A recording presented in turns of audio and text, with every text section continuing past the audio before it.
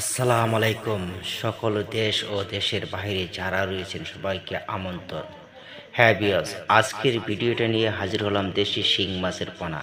আমাদের চ্যানেলের পক্ষ থেকে দেখা দিচ্ছি এমপিসি বাংলা বিয়স। তার মাধ্যমে রয়েছে এই দেশি শিং মাছের ক্ষেত্রে আপনি কিভাবে চাষ করলে লাভবান হতে পারবেন, তার জন্য এই ভিডিওটা সম্পূর্ণটা দেখবেন।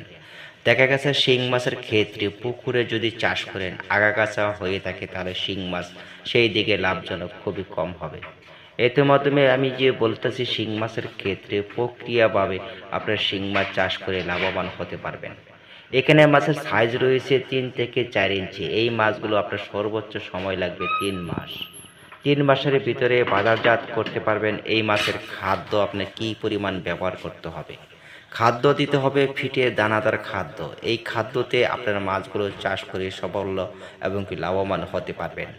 তার মাধ্যমে রয়েছে এই শিং মাছ 3 মাসে চাষ করলে কয়টা কেজি হবে।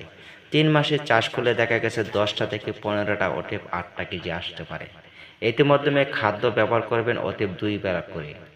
শিং মাছের ক্ষেত্রে আপনার রোগ জীবাণুটা খুবই কম হবে আপনার খাদ্যর মাধ্যমে। খাদ্যটা আপনার সঠিক টাইমে ব্যবহার করবেন অতএব শিং মাছের ক্ষেত্রে রোগ জীবাণুটা খুবই কম হবে। বৃষ্টির সময়ের মাধ্যমে শিং মাছের পুকুরে কোনো রকম খাদ্য ব্যবহার করবেন না, তাহলে ভাইরাসে আক্রান্ত হতে পারে এই মাছগুলো। এই মাছের ক্ষেত্রে বৈশিষ্ট্য রয়েছে পুকুরের পানি আপনার ঘনত্ব সবুজ রাখতে হবে। অতএব তার মাধ্যমে রয়েছে শিং মাছের আপনার পুকুরের কাদা মাটি থাকতে হবে সমান সমানভাবে। আপনার যে পুকুরে কাদা নরম মাটি থাকে তাহলে সেই ক্ষেত্রে শিং মাছ চাষের লাভবান হয়ে থাকবেন। হ্যাঁ বিয়স, দেরি না করে আমাদের স্ক্রিনে থাকা নাম্বার রয়েছে, এই নাম্বারে যোগাযোগ করতে পারেন। ভালো পরামর্শ পেতে হলে হেল্পের জন্য যোগাযোগ করবেন। আমাদের কমেন্টের মাধ্যমে জেনে নিতে পারবেন মাছের ক্ষেত্রে রোগ জীবাণু হলে কী উপায়ে কাজ করবেন।